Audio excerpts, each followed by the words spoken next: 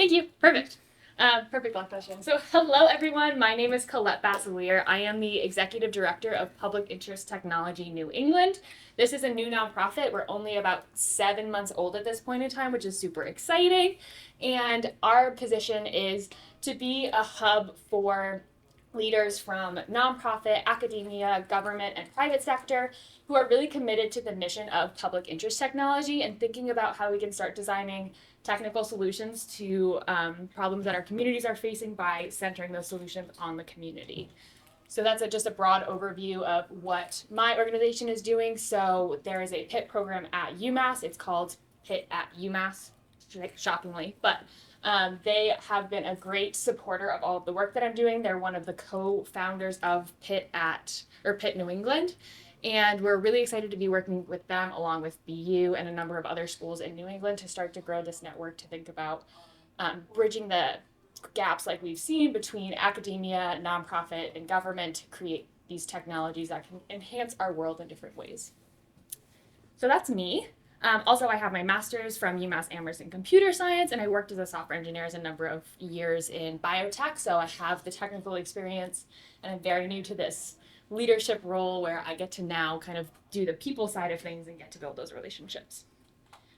So our agenda today, I'm going to give hopefully a 5-minute introduction of public interest technology. Then we're going to look at a case study about how we can really work together across sectors like I've mentioned. And then we have 2 discussion questions and a short little conclusion. So bear with me. I know it's the last session of the day, but I'm really excited to have you all here. So has anyone ever heard of public interest technology before? My one friend. I love that. I'm so excited for you. So public interest technology is a very new field. Essentially what happened back in the 2010s, does everyone remember the healthcare.gov debacle where the website just crashed? Oh, yeah. Basically, people realized we need technologists in the government to help us because contracting out this work with just arbitrary requirements was not working. So a bunch of philanthropic foundations got together, including the Ford Foundation, and decided, hey, we have public interest law. That's working really well to start to address these problems. What if we did public interest technology and started thinking about technical solutions to those same problems? So thus, public interest technology was kind of started as an idea. Up until this point, it is still very new, I would say. There is a select number of foundations who are major supporters. Academia has kind of taken this on a little bit and thinking about research opportunities. Other than that, still very new and growing.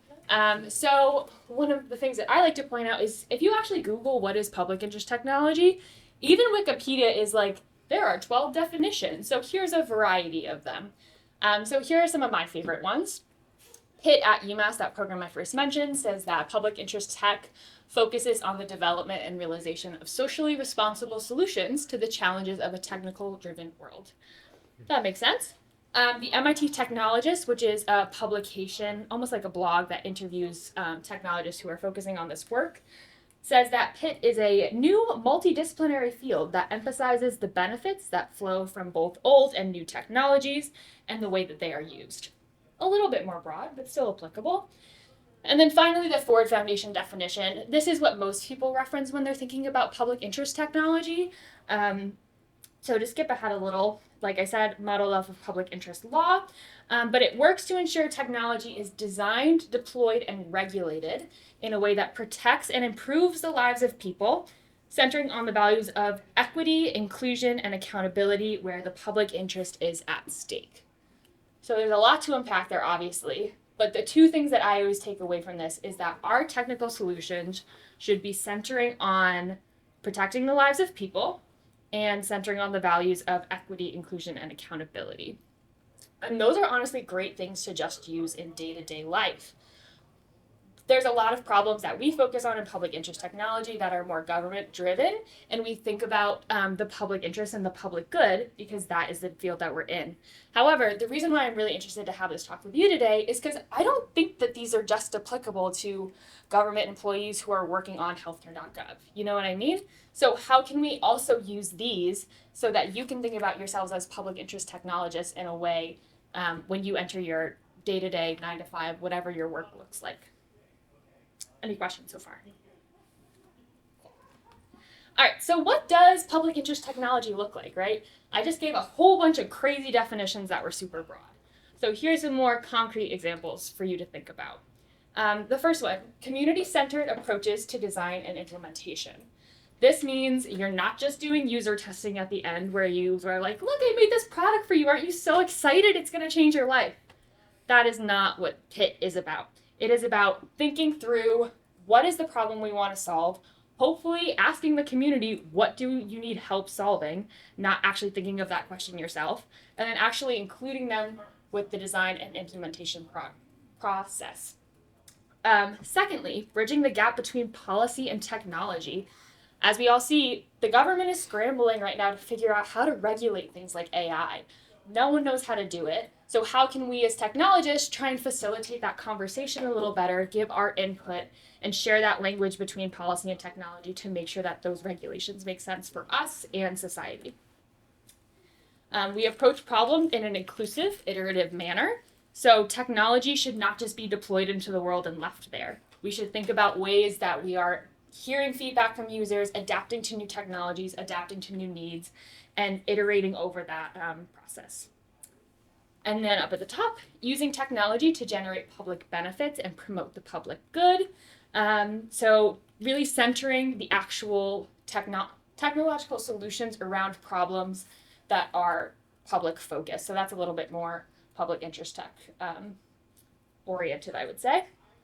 This one here, partnerships across sectors. Really important. We'll get into it in the case study, but this is along the lines of we need experts from every field to come together to figure out what the best solution is to these problems, because a lot of the issues we've seen so far in the technology industry is when we have a group of one type of person sitting in the room thinking that this is going to be the best solution to the thing, it gets deployed and then it's not. So making sure that we have partnerships so that when we do need to have those conversations, it's intuitive. It's not like, oh, that's an extra step we have to take. It's like that person is already in the room with us. And then finally, recognition that tech is never neutral. Technology is impacting society in ways that a lot of the times we are not cognizant of because we are also just embedded in the society every day. And these systems are never neutral, and we have to recognize that technology is typically implementing systems that are not neutral, and therefore we are responsible for taking accountability for that as technologists. All right, so who are public interest technologists? I hope you see yourself up here in some way, but just some examples from the Ford Foundation website: activists, artists, coders, community organizers, educators, hackers, public servants, security advocates, and tech advisors. So again, a lot of these people are not necessarily technically trained, but could still be considered public interest technologists if that's a label they want to consider themselves, because they are working at that intersection of technology and the public good. All right, so where do we see PIT? Typically academia, like I said, research and education focus. So how are we training the workforce of tomorrow to think about these issues in a meaningful way? Civil society, their role is to hold others accountable. They are the ones who are being impacted by this work, so therefore they should have a say in how it is being done, and then they get to leverage the actual tech in their communities. Government is working largely in policy and regulation at this point in time, and they're also creating tools for ease of access to services like we see with healthcare and food stamps and a number of other examples. And then finally, private sector. This is the one that no one has really figured out yet. But the idea is we have cutting edge products that are coming out of the private sector every day. Like there's a level of speed that the private sector can work at that academia and government cannot. So we need to figure out how we can start to leverage that relationship in order to work together to create more high-tech solutions.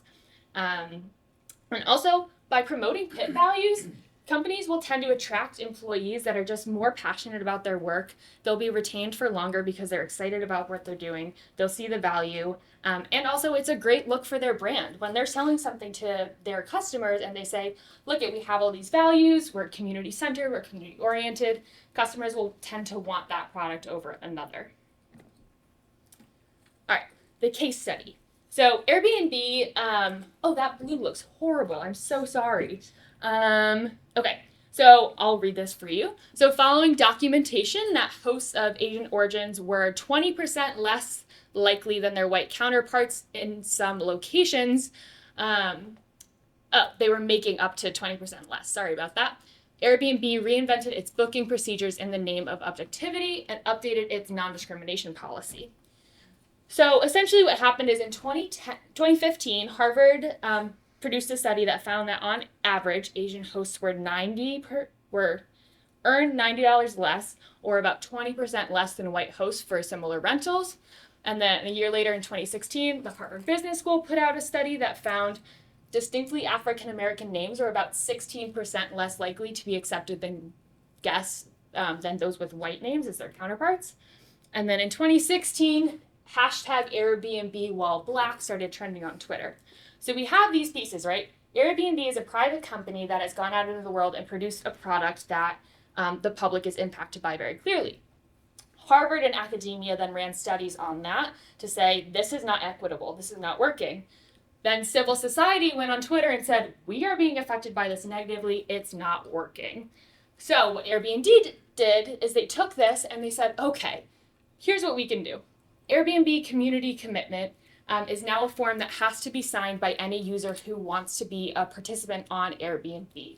And basically this says, I'm going to commit to treating others with respect and without judgment. This form alone has removed 2.5 million users who don't agree with this equity statement.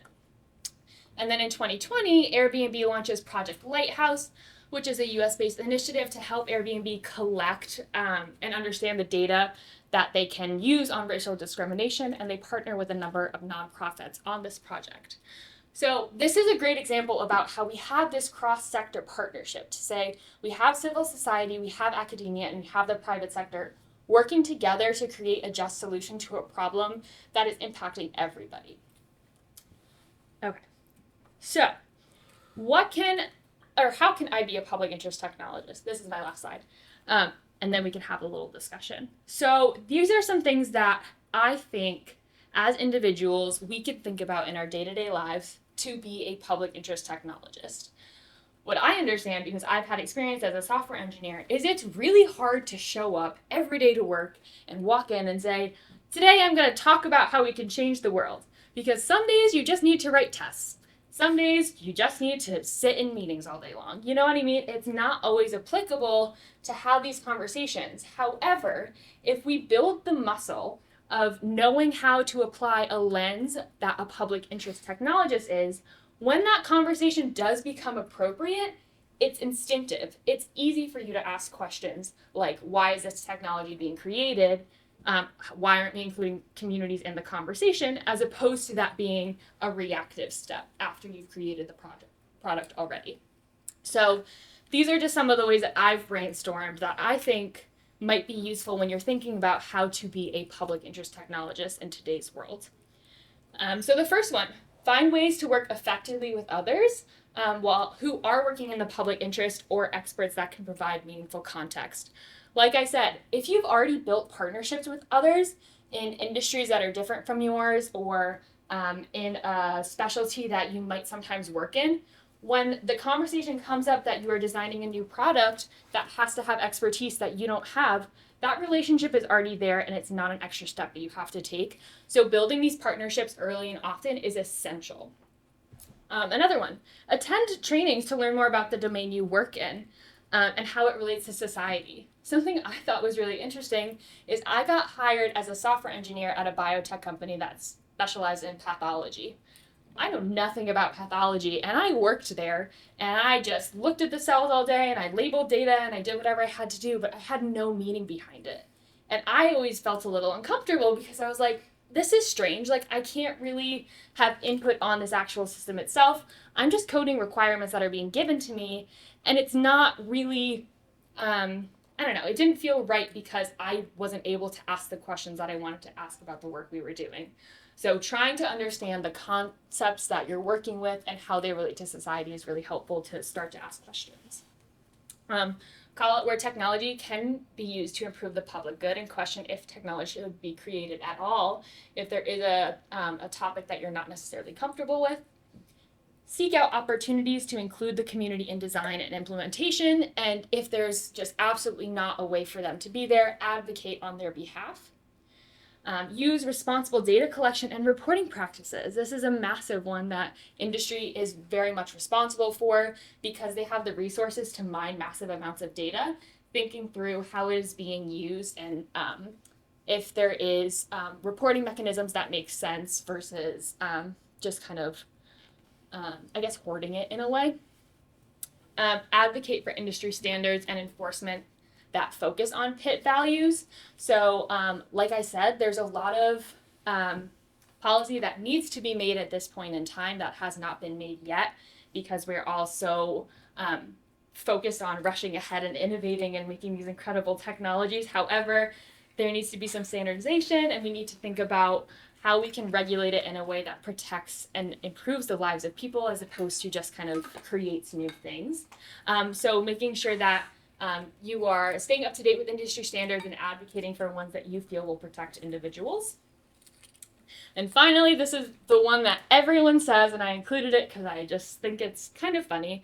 But everyone says, go pursue a role where you can apply your technology skills in a public interest setting. Everyone says that technologists should be doing their 5 to 10 year stint in government, essentially.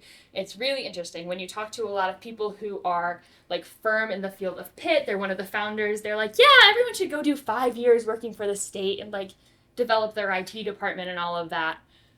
Okay, I guess that seems like an applicable way to really do public interest technology at the core. However, I don't think that's a requirement to be a public interest technologist, as we've seen. So if that opportunity arises for you and calls to you, that's incredible.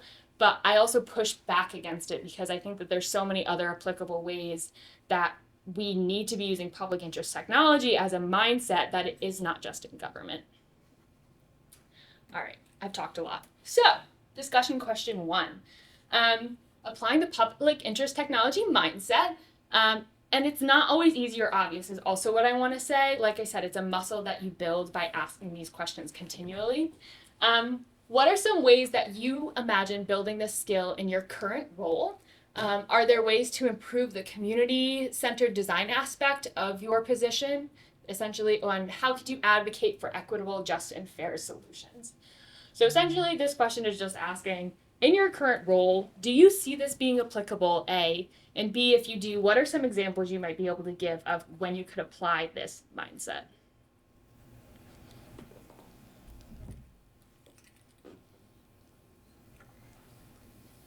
Sure. I worked on a project where someone was providing information to people to help them buy their first house. I went, this is great, but you use a lot of very specific words, and a lot of visitors to your site who are probably interested in buying their first house may not be English first speakers. So, like, knocking some of these words down to something that's more commonly understandable would be useful. Exactly. That's a perfect example, right? Thinking through the assumptions that you're making when you are creating these technologies and thinking about the community that you're envisioning versus the community that's actually going to be using it. So that was a perfect example. Did you have your hand up? Yeah. Sure. For a stint in time, I was doing some public health work where we received a grant to work on educating local parents on like kind of data-backed practices to bolster like the ways to protect their kids against like behaviors that would drive them to substance misuse or reduce the risk of them engaging those behaviors. It's like a whole big thing. But as we were trying to think of how to engage parents who are from like very economically depressed areas, we like the first run through was terrible. We were trying to meet during our work hours in public buildings, and we're offering to pay them for these roles, right? The problems with those things were they were also working.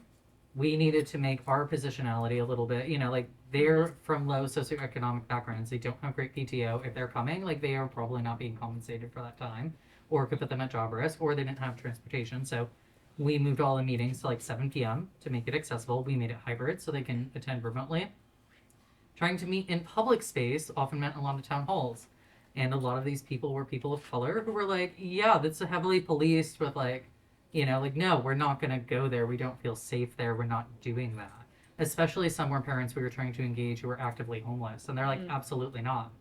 And so we ended up switching to the library, which did not have armed presence. And then even trying to pay people, they're like, yeah, if we have to report this on our taxes, we might lose social services. So we switched to gift cards. as a means of like making sure they're compensated for what they're inputting, and making sure that it wasn't at a risk of like we're like, oh, you mean this $200 is not worth losing our housing for?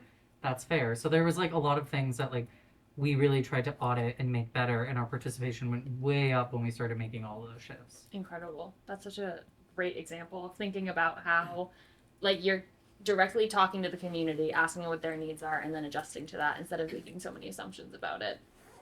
Perfect. One example I like to give, and I'm curious if anyone else has had this, is when I was a developer, I thought it was really interesting because I like thinking about accessibility. I took a few classes when I was getting my master's, and I just think that it's a great way to kind of check yourself and make sure you're designing for a spectrum of people. And I had asked because we had no way of like changing the text size on the website. It was all very default, and even using like the Control Plus wasn't really great because it was a very like I don't know, there was a lot going on in the UI basically. And I asked, and I was like, hey, when are we going to think about like this accessibility element of like people who might have visual issues and like want larger text? And the response that I got from my manager was, well, these are pathologists. They should have good vision. And I said, okay, you're not wrong. However, I can envision a world where a pathologist still needs glasses and they can look through a microscope with those glasses. How are we adjusting for that? So it was interesting because I had tried to initiate the conversation. I recognized it wasn't like what we were trying to achieve with the business goals at the time. But at the same time, it was interesting to hear like that as the pushback as opposed to, yes, let's think about it as a long-term solution. So I'm curious, has anyone else ever like had an experience like that or thought about those types of things? Yeah. Actually, I was working at election worker, and there was this lady, and I work as an educator also, because now the trend is that you want to create the safe spaces and you dim out the lights and you're using projector, but overall the concept is now to create that dim light environment in the classrooms also. So this is just a recent phenomenon, I guess not recent 10 years, might be recent because I just moved here. So there was this lady and she said, I can definitely not look, I cannot see, my vision is so bad. So she highlighted that accessibility problem because she had issues. So basically, we are saying that we need to have everything accessible, but we are going backwards. We are not moving forward by creating that safety environment. We perceive that dimming the lights and making that cozy environment is good, but it is not working for the people, for the children who don't say that, but they are being affected by the low lights. Because this lady was really very she just cannot see. Then there are people with impaired visions and they have periphery visions are not there. So they have this ailment that goes along with that impaired hearing. So that is another problem that everybody faces and they don't realize is because of the trend that's going on. Yeah, I think that's a really interesting point of like, just because this is an assumption that's been made doesn't mean that it still holds true today, and always having to check on that to be like, okay, who actually cited that and who said that that was going to be the thing? I have a mentor who worked for the state of California during the COVID crisis, and one of the things that they were looking at is like wet signatures, and they said, well, yeah, my agency said like we have to use wet signatures, and then she was like, well, why are we doing wet signatures? It's COVID. And they were like, well, wet signatures are the thing. It's the thing. And it was just like generationally, like everyone said wet signatures. They went back after months and looked at the regulation, and it just said you need to prove someone's identity. It did not say wet signature. It just said prove someone's identity. And they were like, oh, well, that's really easy to do and actually safer to do with DocuSign. So they switched the system that easily, but it was an assumption that no one had questioned for such a long period of time that they just assumed it was the ground truth. So I think that that's a great point of bringing up, like, just because it's what has been done in the past doesn't mean that needs to hold true today. Sure. So I had a role where I was working for an online newspaper for investment information. My manager said, hey, I noticed that you're getting this CSS stuff and you're not doing it in hard points, you're doing it in M's and REMs, stuff like that. What are you doing? I'm like, well, so that when you hit plus and minus, control plus, it zooms better. Oh. He's like, well, what is that bias? Like the designers gave us numbers. I'm like, at 0, it works just the same. People investing like large sums of money tend to be older and don't have great vision. This makes the site easier for them to read. Mm-hmm. And he's like, oh, okay. As long as I had any justification for it, they're Yeah. like, why is this not the same? It's helping our customers. Oh, okay. And that's how Yeah. you can get accessibility in anything. Just kind of go, this is how it helps our customers. Interesting. I like that framing of it, of thinking about like flipping it onto like why it's going to improve the product for the customer perspective as opposed to like we should just be doing this thing in general. So that's a great point. Thank you. Yeah. I have an example. Last week, so we do teach computer classes to the community for free. And last week there was a group of nurses, aides who wanted to learn doing resumes. So we said, okay, we can do that using Google Docs. We just log into your Gmail account. So they all had Gmail accounts and all that. But when we started with the class, we found out that it was mostly non-English speakers, Mm-hmm. and so there was a difficulty. It's not just one language, like 5 different languages all in one class. So we said, well, how I wish now we all had headphones that can do Oh, immediate live translations. right. Because we were thinking, okay, we can do this in an hour, but it extended to an hour and a half, but we weren't able to do a lot because of the variant, even if we already used basic English to communicate with them, but Right. still had an issue. Yeah. Yeah, that's incredible. And that's such a great example of public interest technology is those digital literacy workshops. Like that's personally why I got into this field is I think it's just so important for everyone to have a shared vocabulary about technology.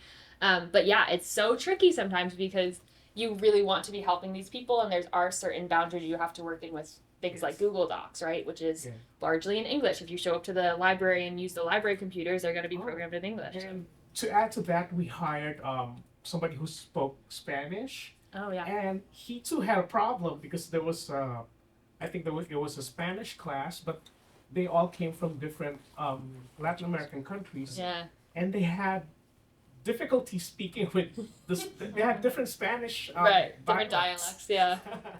Yeah. No, So that's he too had a problem. Yeah, no, that's so intriguing. And it's tough too because at that point, even if on the form you say, "Can we provide you any accommodations?" and they said a translator, at that point you still have the same problem, right? So it's really interesting to think through like getting the community involved and using that as feedback for the future and thinking about ways to improve the workshop in whatever way. So yeah, that's a great example. Thank you so much.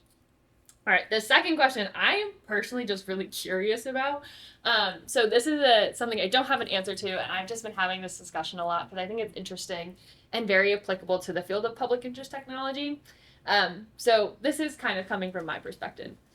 There is a tension in the world of technology between moving quickly by using innovative solutions, so the newest things that come out like ChatGPT, and then we also want to take the time to thoroughly test solutions before they are released into the public sphere and thinking about policy wise, like making sure that we're regulating things in a way that makes sense. So, how can we use the public interest technology mindset, or maybe whatever mindset you personally use, to try and find the middle ground between using the new technology and being really excited about that, but also not harming people because we are moving too quickly by founding this in policy? Is there a way to make this shift in industry, who we tend to think about as this fast moving kind of organization, to be proactive instead of reactive? Yeah. So I think for any middle ground that's really aiming to truly and like holistically and genuinely try to improve for a community, the middle ground has to start where the people who are going to be most effective are already standing and already are. My area of interest is in data and technology ethics, and I'm very interested in the policy and how it overlaps. So this is something that's very true to me. My own personal project that I can bring up, I'm a master's degree person, so mostly theory, but I did a project on sentiments towards cyborgs and robots, which might sound super futuristic, but I'll get back to that point. I created a survey, asked people their sentiments, and then showed how sentiments towards this other group of robots and cyborgs will affect policy. How this relates to modern stuff is disability. Sentiments towards disabled groups, how does that affect policy in the future? And for folks who have devices, I'm currently wearing a heart monitor. I've been super conscientious of how many devices are around me at all times throughout this whole entire conference. So bringing it back to technology being reactive, a lot of industry is often seen as constantly advancing, without regulation, and policy would like to help regulate.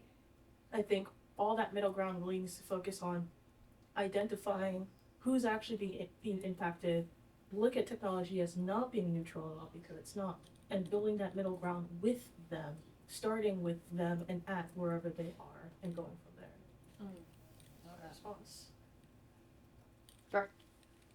One of the things I've been thinking about a lot over the past few years is the push for SESTA, which is a piece of legislation that places some of the responsibility on platform providers for anything on their site that might be read as sex trafficking, which is left for you're like, that sounds great. We want less sex trafficking. Like, that's fantastic, which is why you're seeing a lot of policies that are banning nipples, banning things like that. But one of the biggest impacted groups, as people, I mean, that's why you see Craigslist remove the, misconnections. Sorry for that. That was sad. But one of the biggest impacted groups are people who are doing like sex work, who are not being trafficked in, who are just actively trying to engage in it safely, that all of the platforms they were using to safely vet people is now gone, which means it has to be more hidden and it is way less safe for them to vet potential clients. And so in this attempt of a lot of people who, one, are starting from a basis that even though there's great harm to sex workers, a lot of the legislators, one, don't understand that, two, assume that they don't view those as people who deserve rights to be protected. They don't view that sex work is work and that people are actively consenting to and engaging in with this labor. They're like, it's all, they think it's all sex trafficking, which has left an enormous amount of harm, the lack of distinction and understanding between those two groups, and socially deciding that one of those groups is okay to sacrifice. And also it's, having a bunch of 80-year-olds make policy about the internet, which they don't understand. Oh my God. I don't know if you've ever seen, I hope you've all seen the Supreme Court hearings where people are like, what do you mean? They're like, where's the physical data? And everyone's like, there is no physical data. And they're like, what are we supposed to do now? Because all of our law and policy is based on physical things. So we're entering a new realm where the 80-year-olds who are sitting on courts don't know how to rule anymore because they're just like, well, this is new grounds and we're just going to go on the assumption of X, Y, and Z, and then it never works out well. So sorry to cut you off, but... Oh, no, that's fine. No, so I guess, making it more succinct to answer the question is, I think the speed to try to, protect people from being trafficked has stopped the hindsight of, how do we protect the people who are actively and consensually trying to engage in this labor safely? Mm-hmm. And also people's lack of understanding and their lack of empathy of even believing that certain populations deserve these protections. So I guess that's a lot of advocacy work to even make people believe that people who are doing this labor deserve to be protected. Yeah, that's really interesting. Yeah, it's do you have the right to have your digital identity protected almost, relating it back to public interest technology? It's well, you chose to use Google, so therefore they could sell your data however they want. Is that really where we want to be starting the conversation? Probably not. However, that's where we're already at. So how do we backtrack? And that's why I kind of like the Airbnb example in reaction to this, because Airbnb was just a cool idea that someone had where we could rent out homes.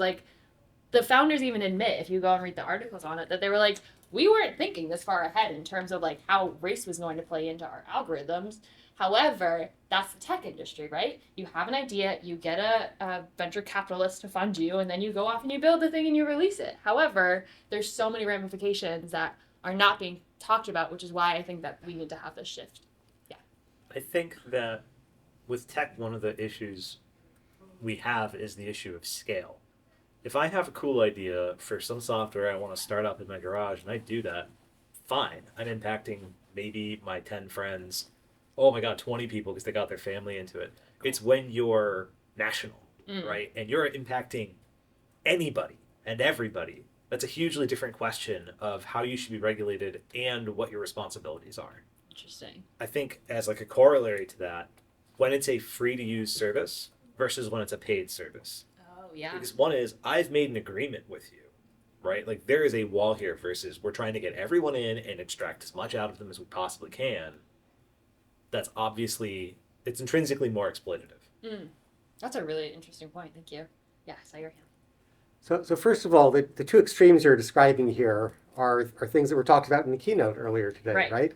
Because the Good for me. thoroughly testing solutions before they're released into public, that's the Henry Ford model. Right.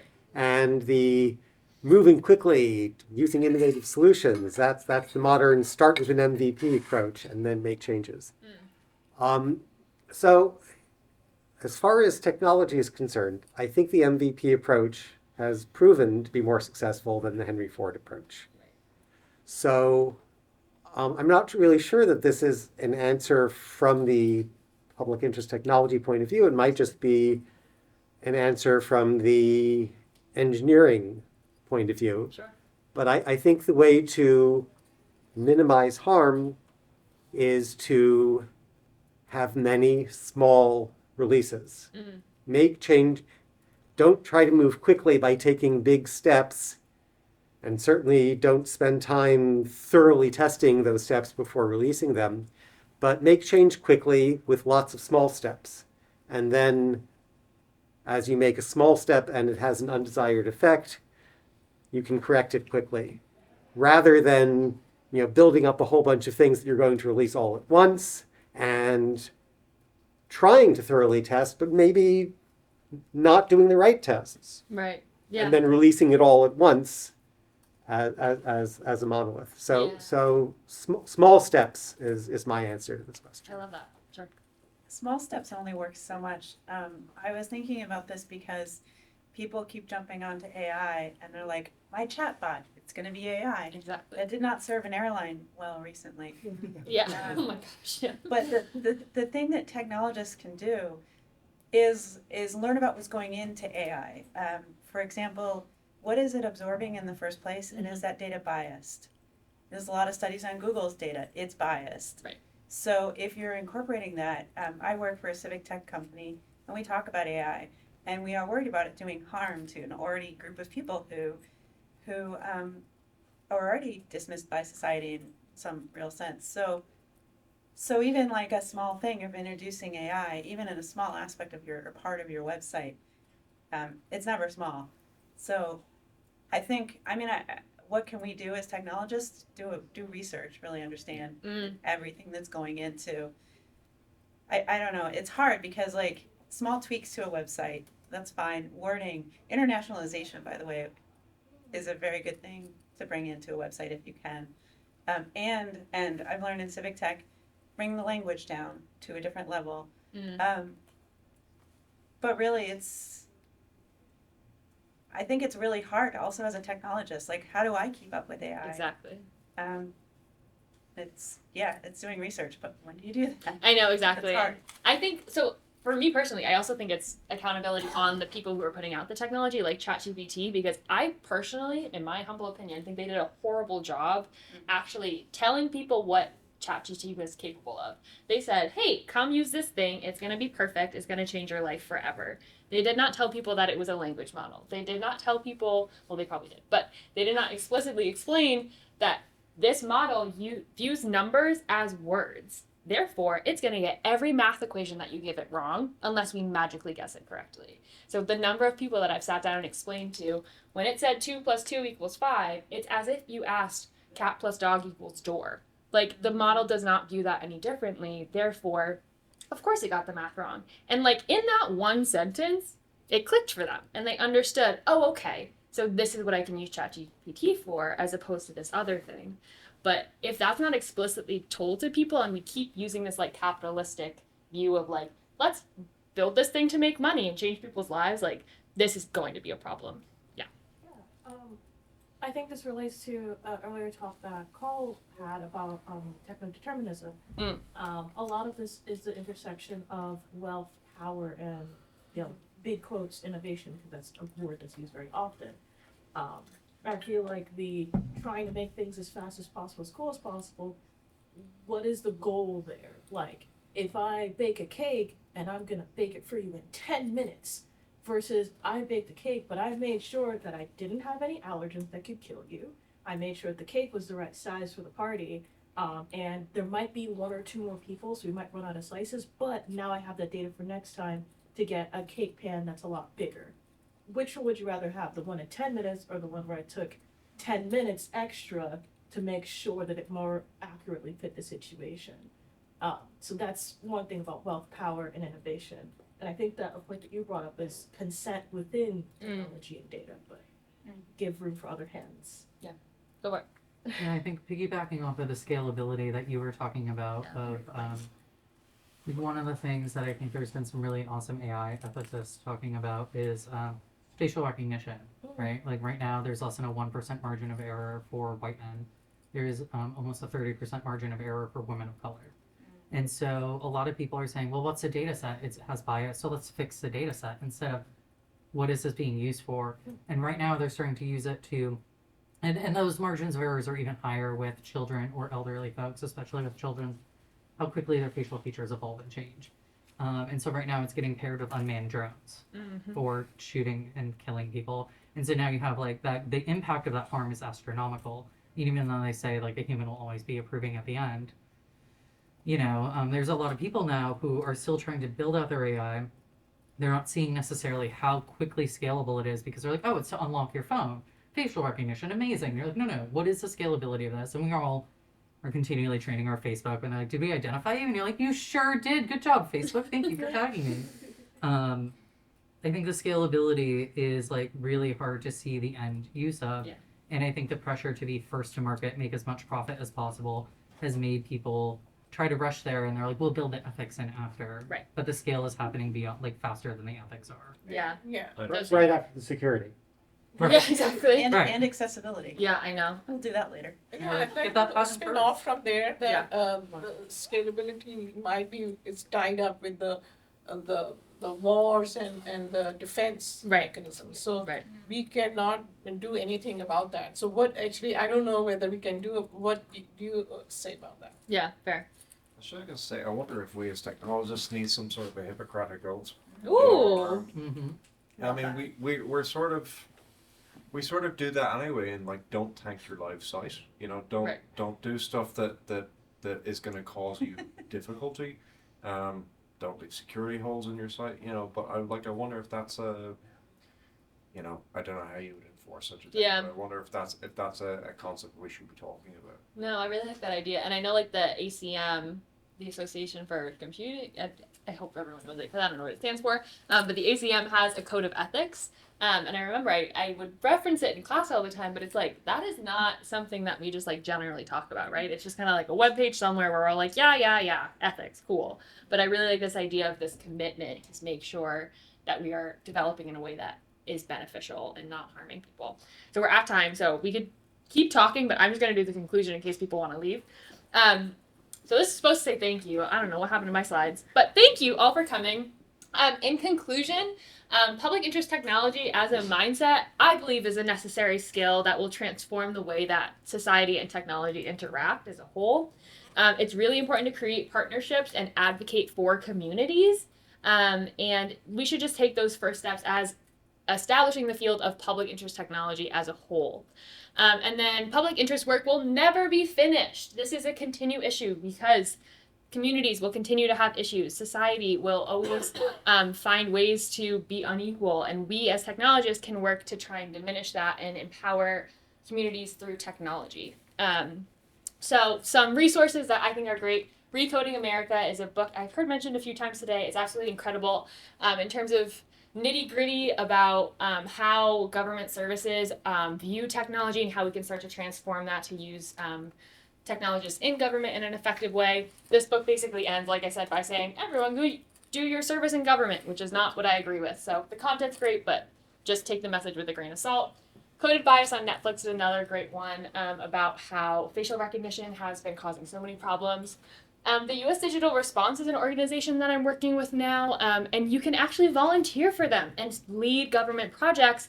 So they are really focused on the fact that local and state governments need help right now in digitizing themselves. I think someone gave the statistic before that only 2% of government forms are currently digitized. So therefore, the U.S. Digital Response has governments come to them, say, we have this issue, we would love to help with your help on this project, and then they make volunteers essentially. So really cool org to check out. Pitt at UMass, I'll just plug them because we're here. They have some great public events you can attend. All Tech is Human has a Slack group that's really interesting to think about. They have a lot of discussions that happen about responsible technology, and they're starting to dip their toe into public interest tech explicitly. And then the publicinteresttechnology.com website here has so many resources that I could not name all on my own. It's by a wonderful professor over at Harvard. His name is Bruce Schneier. He's part of the network that I'm running right now. So definitely check that out for even more than what I could tell you. So thank you all again for coming. Please give me feedback. I should have made like a Google form or something fun. But this was really incredible. I'm so thankful for your discussion today because I did not want to talk this whole time. And it was very exciting to learn about your thoughts on this all. So thank you again.